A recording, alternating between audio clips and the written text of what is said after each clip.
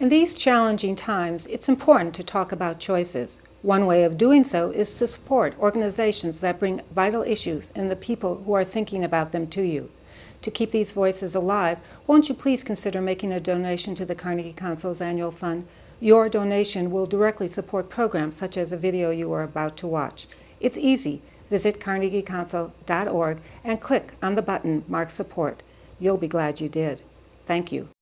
You know, there's an anecdote in my book, or more than an anecdote. There's quite a long section in my book about a woman, PhD, very sophisticated, kind of global sophisticate, who goes back to her native Sierra Leone to undergo female circumcision because she sees that as being her kind of link to her ancestors and her link to her culture, and it's something that she defends very staunchly against those who would try to eradicate this practice.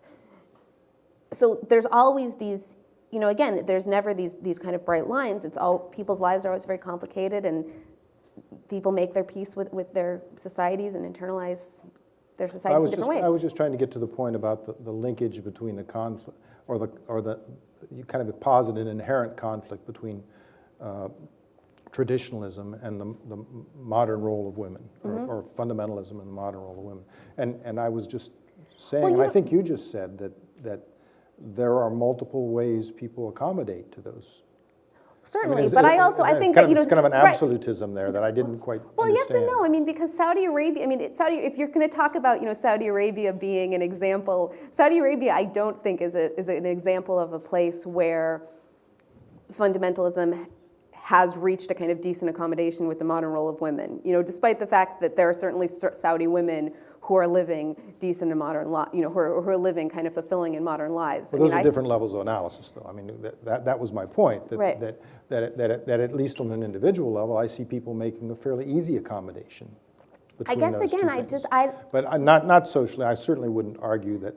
I would actually argue that Saudi Arabia is both, kind of not an easy accommodation, and that the entire, I think that when you read a lot about the, kind of Saudi Arabia being such an incubator for dangerous fundamentalism, I think it has a lot to do with the rigidity of gender roles and the extreme kind of gender segregation and separation of the sexes.